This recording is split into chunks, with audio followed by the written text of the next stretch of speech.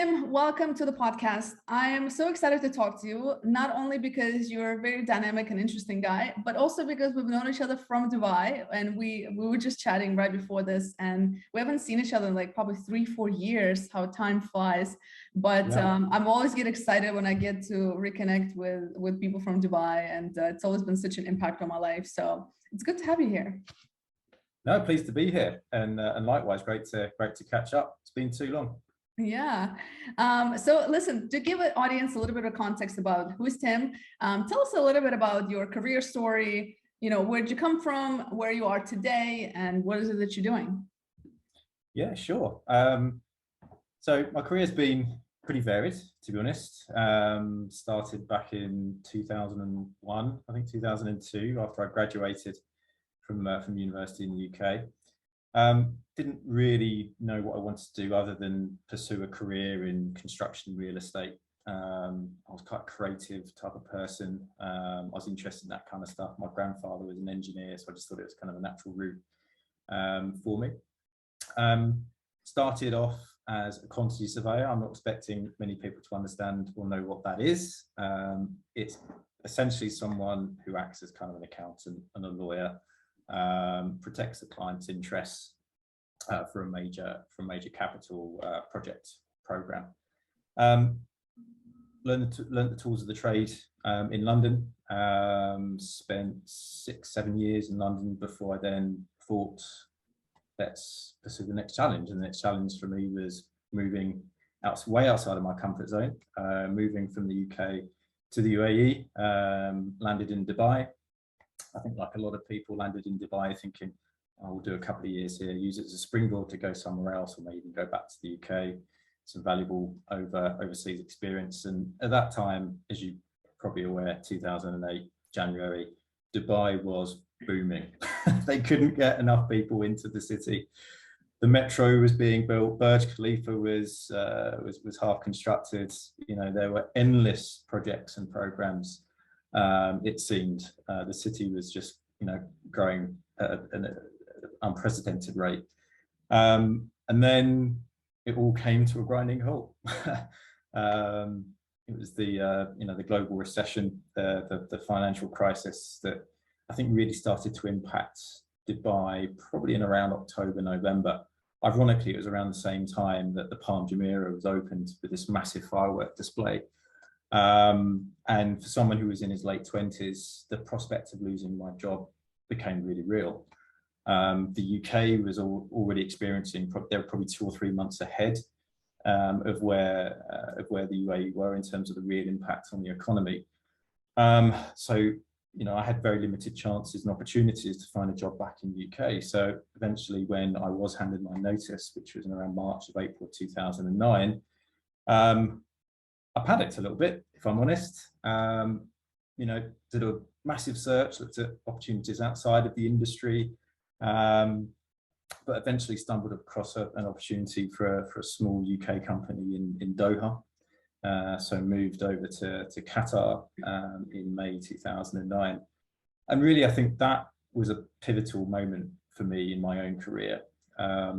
I was curious to understand more about why this financial crisis happened and how I could make myself more resilient, you know, career-wise in the future.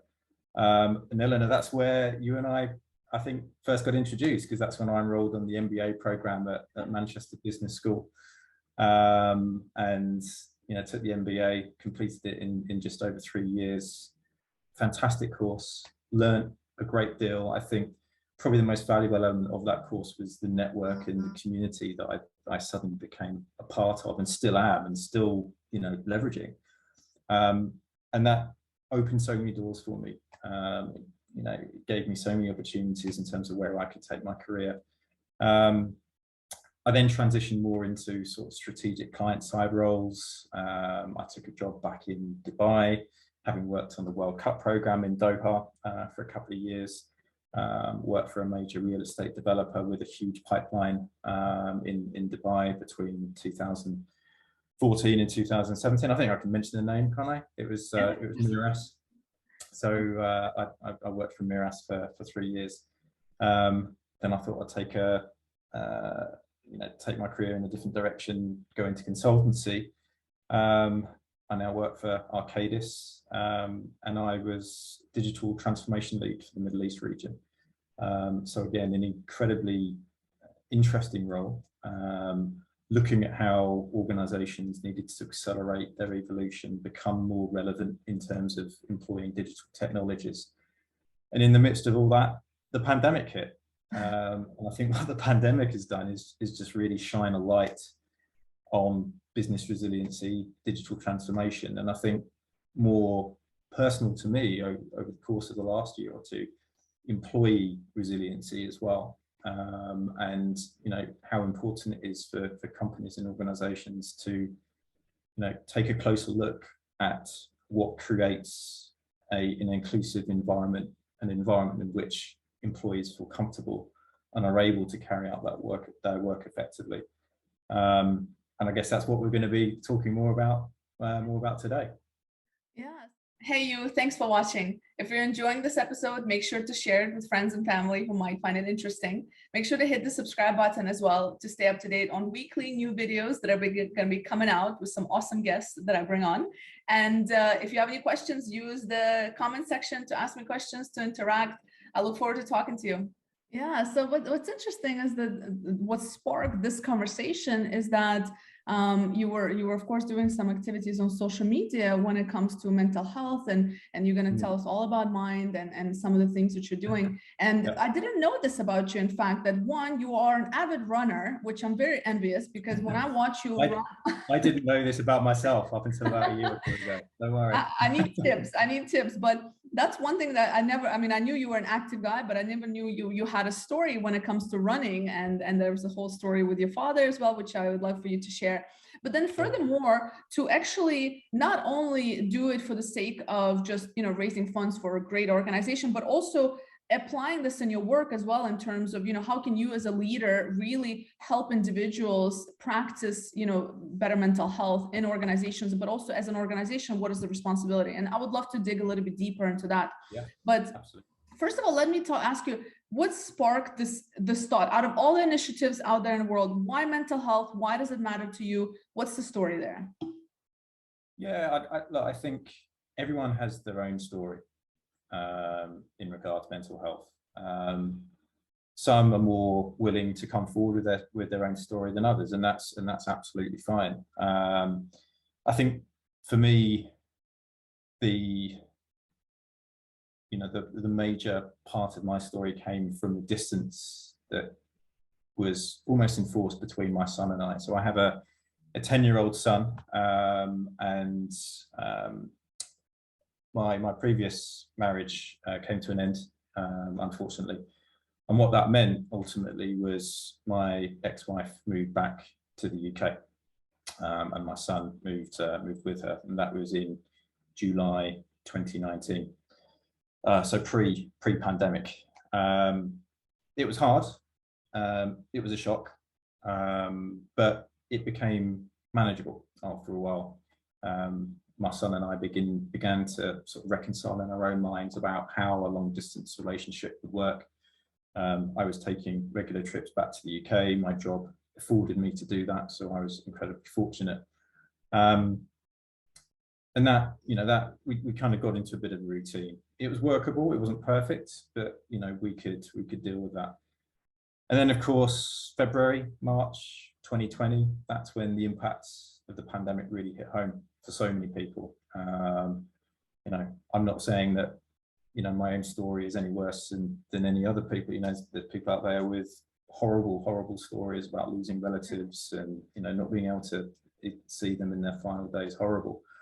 But what that did for me personally was, put a massive obstacle in being able to see my son. And for any parent who's out there who's got kids of a similar age, they will be the first ones to tell you that holding a conversation over Zoom or on a phone call for more than a couple of minutes, it just doesn't work.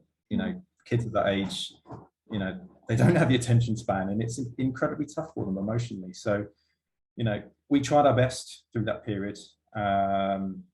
Whether it was watching movies over Zoom, or when I missed his birthday in May, that was tough. and having to do like a virtual candle lighting of a birthday cake. That was really hard.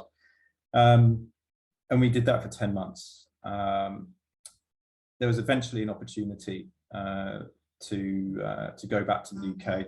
I think the UAE and the UK come to an arrangement about in Airbridge.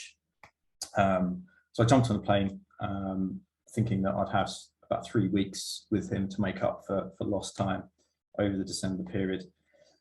That was all going well. Met him from school. He didn't know I was coming. It was a massive surprise for him. There was tears from him, tears from me, tears from the parents outside the school, tears from the teachers. So it was a very emotional time. And it was great, you know, finally back together again. And then there was that infamous weekend in the UK where the UK government announced the identification of a variant. And I could see that countries began closing their borders to UK arrivals. And I thought, this is horrendous. You know, I've got a decision to make here. I can stick it out. I can risk, you know, remaining in the UK and potentially be locked out of the UAE where I work, or I take the safe bet, jump on a plane and go back, which I did. And having to tell your 10-year-old son that, you know, having spent 10 months apart, that you were now having to go back, only having seen him for a couple of days, that was tough. It was really, really hard. You know, an event that ultimately I would probably suffer a certain amount of PTSD from, if I'm honest. You know, it was that hard. So going back to the UAE, I think it was 23rd of December, just before Christmas. Christmas was ruined, you know, for everyone.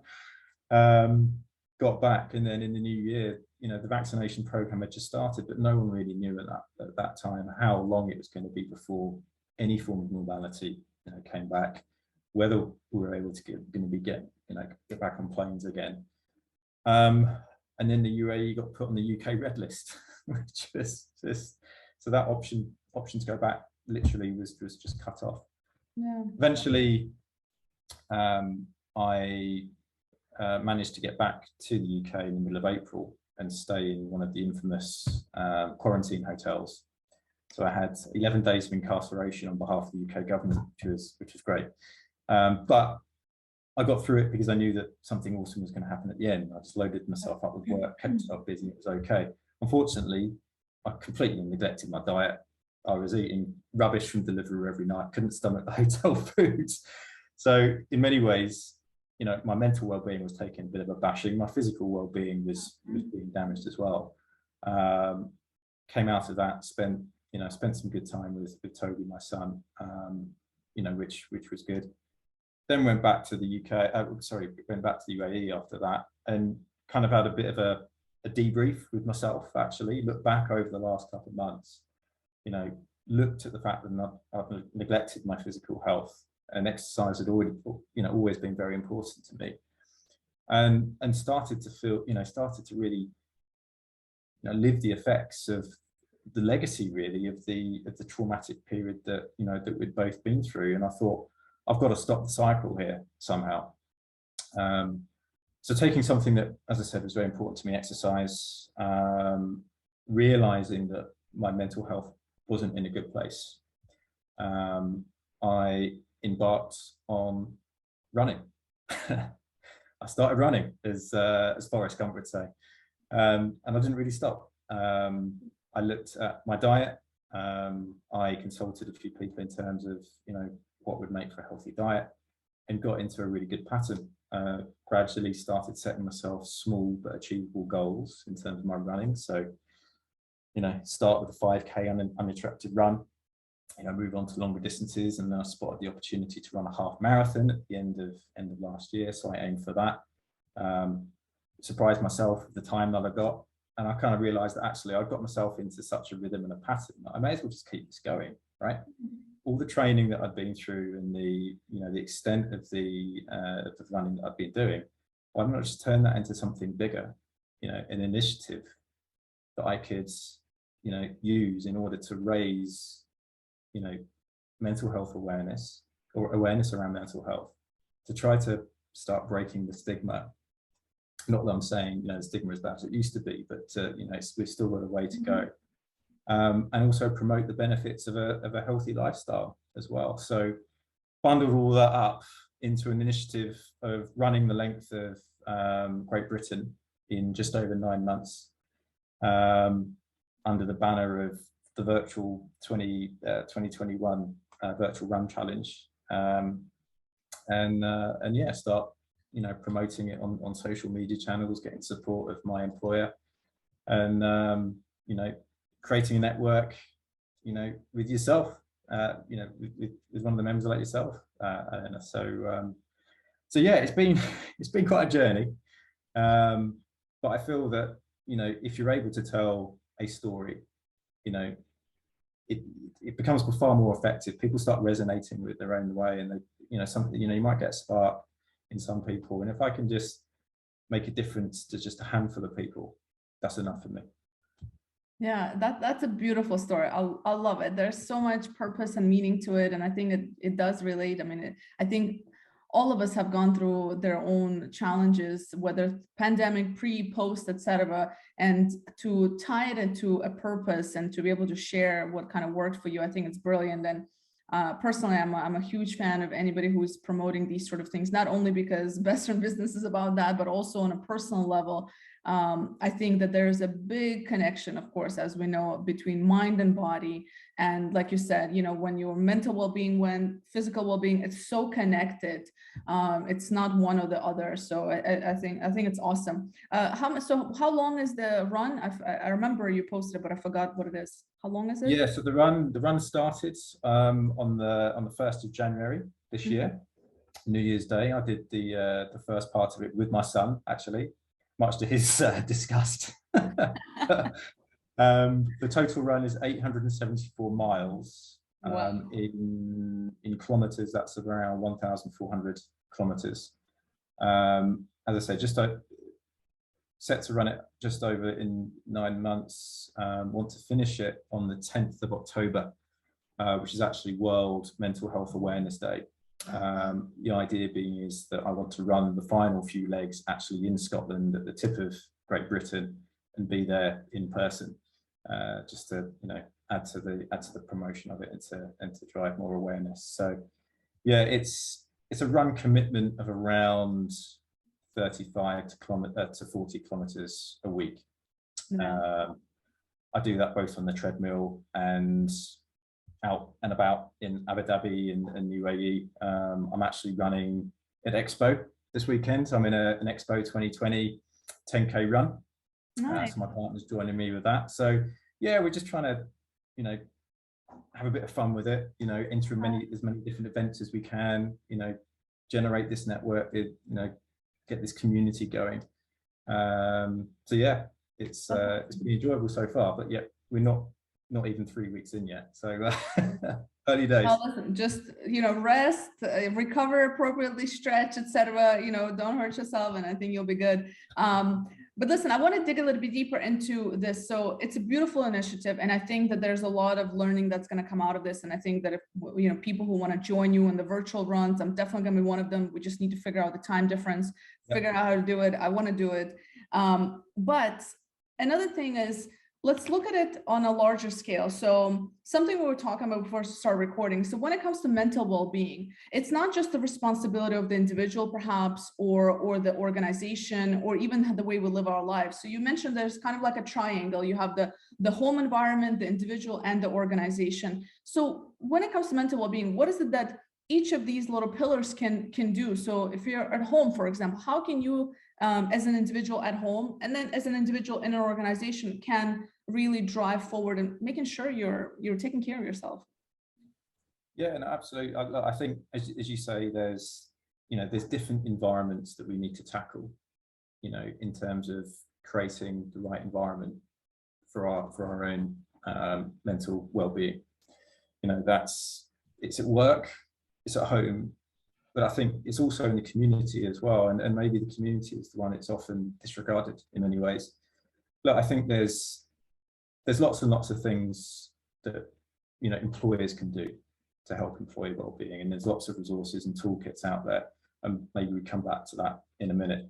But I think for the individual at home, I think the first real thing that you need to do is just, I guess, look at yourself and understand some of the triggers that may cause your anxiety and a bit of depression, and really try and get to the root cause of those. And once you've done that, I think the first route for anyone is find someone to talk to about it, and it doesn't matter who that is, whether that's your partner, whether that's a friend. I was often encouraged just to, almost take my conversation out of my own home, because it can become quite intense, when you're trying to deal with your own mental health, trying to manage your own mental health, and you're not feeding yourself. That can be incredibly hard on your immediate family surroundings, and unfortunately, that's what happened to me. Several years ago. That was ultimately what caused the breakdown of my marriage. Was mental health issues from both sides. I'll hasten to add. But I think understanding your triggers, speaking to someone, talking to them candidly, you'd be amazed actually at how you're received if you're just willing to come forward, not necessarily as a cry for help, but just say, do you know what, I could do with a beer. Will you come out next week? And that's what I said to a friend of mine who I hadn't seen in probably 10 years. Ironically, we both went to the same school back in the UK, infant school in the UK, and we find ourselves in the same city in the Middle East. So I just sent him a WhatsApp and said, mate, realise it's been a while. Do you fancy getting out for a beer? And we just talked openly and candidly, and I was amazed actually at how much of a weight off my shoulders that was when I came back. For some people that's enough, for other people it's not. And I think there's lots of help out there, and it's signposted a lot better now than it used to be. I think there's lots of resources online now. Mind Charity UK is one such place that you can go. Just because it's a UK-based charity as well, that doesn't mean that it's not accessible to people outside of the UK. There's lots and lots of free advice there, and they have a contact page that signposts towards other resources as well. And if you're really proactive about your mental health as well, you can create your own sort of well-being plan, if you like, which takes you through kind of a structured approach to understanding your triggers. What creates a better environment in which for you to live in, understanding how you would identify the people that would help you then create that better environment. So lots and lots of things to do. I'm embarking into this new world of mental health awareness. I'm not an expert by any means. I don't claim to be. I'm certainly not a therapist, but as someone to talk to, that's ultimately the sort of person I want to be for someone else right now, is just listen, be compassionate, not offering solutions necessarily, but understanding, listening, and pointing, signposting people in the right direction. And I think, that's ultimately the gift of being a mental health champion, is being able to do that for other people.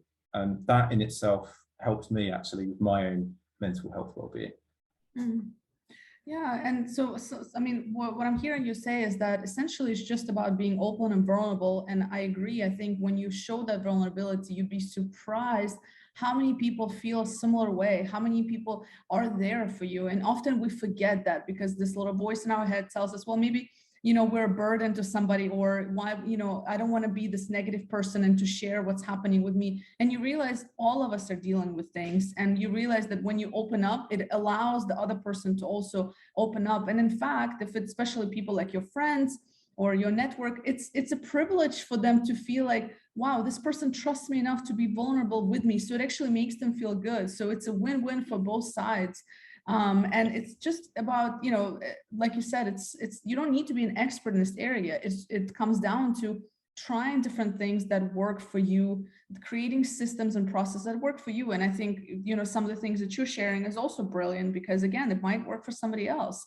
But from I think even if you're someone who doesn't believe they have, you know, a mental health problem, issue, disorder, label it how you like, you know, it's still a worthwhile exercise to do a bit of a self-appraisal and try and understand how your brain works and understand the triggers. Because I think, unfortunately, the pandemic, let's face it, is going to leave a legacy.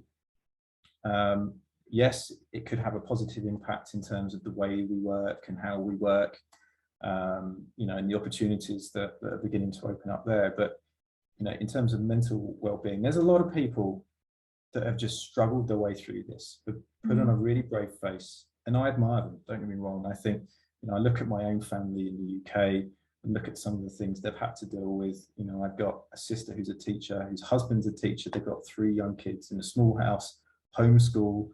You know, it's been a rough ride. And they're not, you know, they're not the only ones. You know, most people have been impacted by this. But I think what this is going to mean is so many people struggle through and stayed silent that, you know, they could be in a similar situation that I found myself in, when I almost suffered from, as I said earlier, and you know, earlier in our discussion, this PTSD moment. It was just the trauma and the shock of what, you know, we'd been through suddenly, you know, starts to impact you by surprise. And that, you know, that's the point at which you then have to deal with it. If you're able to make an intervention earlier, before it gets that far, then you create more resiliency in yourself. So even for the strongest of us, you know, those who believe we have, you know, perfect mental health, I think it's always worth, you know, just checking in with yourself now and then, understanding your triggers, as I said, and you know, creating the best environment you can, and you know, in which to be happy and to operate the best of your ability. And I think it's a good point, because a lot of times people think mental health, it has to be some kind of disorder or something like that. And it's not about that. It could be just as simple as you didn't get enough sleep and now you're not able to manage your emotions. That impacts your mental well-being when you're getting into arguments and conflicts because you didn't get proper sleep or proper nutrition or whatever it may be. So I think that's a good point, because I mean, if we just realize that we all have mental well-being, and we're, as long as you're a human being, you know, you have days where you struggle. It doesn't have to be a serious issue for it to be mental well-being, but it's essentially part of everybody. So resilience, I mean, you know. I mean, you know, everyone should take the same approach they would have with their physical well-being as their mental well-being. Be proactive, make proactive decisions about it. You know, don't neglect it, because it could come back and hurt you more than you realize in the future. You know, and I think that's one of the biggest evolutions, I think, in the way that we view mental health, is those proactive steps. How we as an individual can be proactive to, you know, to support our mental well-being. How organizations and employers can be proactive in terms of supporting their employees. How our communities can be proactive. You know, the whole issue of connection, I think, is so important. You know, we have learned to become, you know, a global population of connected individuals. We're always on, right? And the pandemic has reinforced that. We're always at work, right? Our work is at home now. The boundaries are blurred, and that creates issues in itself. And I think we need to find ways of disconnecting and to re-engage with communities at a personal level. And for me, that's what running has given me as well, right? It allows me to get into my own headspace, to completely disconnect. Yes, I may be then logging my distance in the app afterwards to make sure that I'm, you know, getting as far as I need to. But, you know, but for an hour and a half, that's my time. I'm completely disconnected. Or if I am connected, it's at a physical level with someone running, you know, and we get the same kick up doing what we're doing in support of our own well-being as well. So, you know, it's a really important thing that we need to realize, that actually disconnected time is as important as connected time, and it maybe shouldn't be swung in either direction. Yeah. And so an important part of it is the individual, but also organizations have come to realize that there's a lot of things that they can do and they should be doing to create that safe space for people to be able to, raise concerns and issues. So what have you seen organizations, maybe what is it that you're doing as a leader in your organization when it comes to supporting mental well-being in a workplace? Yeah, I think the first thing that an employer needs to do is just create that safe environment to normalize the conversation, right? To make people feel comfortable that they can actually come forward and volunteer, this information about their own mental well-being, and wrap a network around that. I'm really fortunate that I work for an employer who takes this kind of stuff really, really seriously. We have mental health first aiders operating in all of our global locations. They are a first port of call for any employee who's suffering. We don't want people to suffer in silence, and those mental health first aiders will listen. They won't necessarily offer solutions, but as I said before, they'll signpost people to where they feel they can get the most appropriate support, and that's something that's available to all of our employees globally. And I know that's something that is beginning to happen in other organisations as well. It's also about the promotion, obviously, good work-life balance. I know it's easier said than done. A lot of us have got demanding jobs. We always feel the urge to go back to our desk, especially seeing as it's probably 5 to 10 steps from our bedroom these days. But I think a good organisation promotes that actually we need our own time, whether that's respecting the time zones that people work in. We're a global organisation. We're encouraged to respect those time zones. Sometimes it isn't always practical, I know, especially when you work in a virtual team like I do, with people in the States and in India, in the Middle East. But as a team, we come together and we make some compromises. It may be that one week we have a meeting earlier in the morning to suit one particular geography, and then next week we shift it in order to suit the guys on the other side of the globe. And I think without that message, without those values in an organization, practices and us doing that, I don't think would be a thing. So I think organizations really need to live out their values as well. I think, if a company's got strong values that an employee can align to enable them to bring their whole selves to work and feel like they're making a difference, and they understand how they're, making a contribution, whether that's small or, a larger contribution. I think that's really important for people to feel like they're part of something, that spirit of community, as I was talking about earlier, that collective spirit, because I think unfortunately that's what working from home it's been a negative impact, hasn't it? It's kind of created that separation, and I think we need to bring that back somehow. So any organization that promotes that and supports that, I think is on a good track. Just helping others find good working relationships with people, make sure that people don't feel alone in this new virtual world of work that we're all now used to working in, right? So lots and lots of different things. And it seems like your organization, as you said, is definitely supportive, and they're supporting this initiative. So that's one way to show your employees like, hey, we're serious about this. We actually support these kind of things. So if somebody wants to support you in this mission or wants to run with you virtually, where do they find you? Where can they follow you? Where can they find more information? I know your social media, you post a lot of interesting things as well, like tips and insights about mental health. Yeah. So if you want more of a business spin on it, I guess you can find me on LinkedIn. Bang my name into LinkedIn. I think you'll find me quite easily. I work for Arcadis. I haven't been promoting what I've been doing on LinkedIn recently. I will be. It's something that I'll be starting in the next couple of weeks, so people can connect through me through LinkedIn, and they can be directed and signposted towards the the relevant resources that I've got going. For the more social media minded of us all, I've got an Insta page, an open Insta profile called @virtualmindrunner.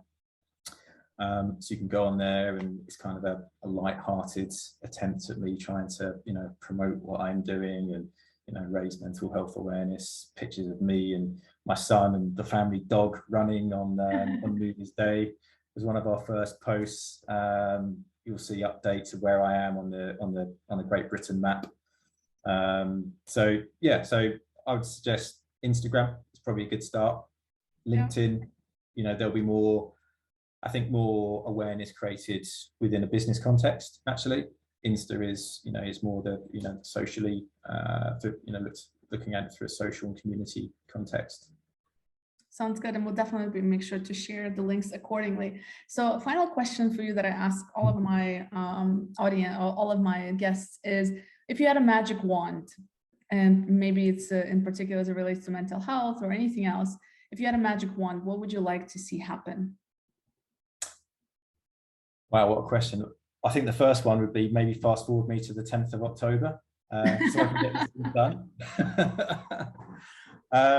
No, seriously, I think for me, everyone has the right to be mentally well, right? In the same way that everyone has the right to be physically well.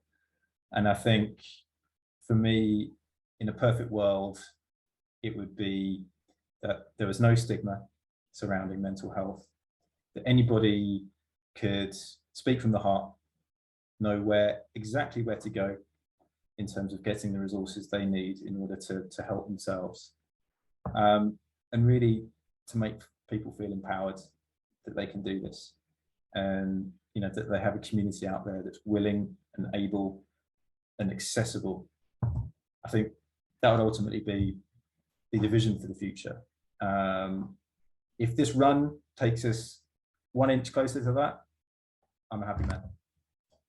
I'm sure it will. I'm sure it will. It's a great initiative, and definitely looking forward to supporting. And for our audience that's listening, we're going to share links to the social media and the website, so you'll find it in the description. And follow Tim, and let's support him in the journey. Tim, thank you so much for being here.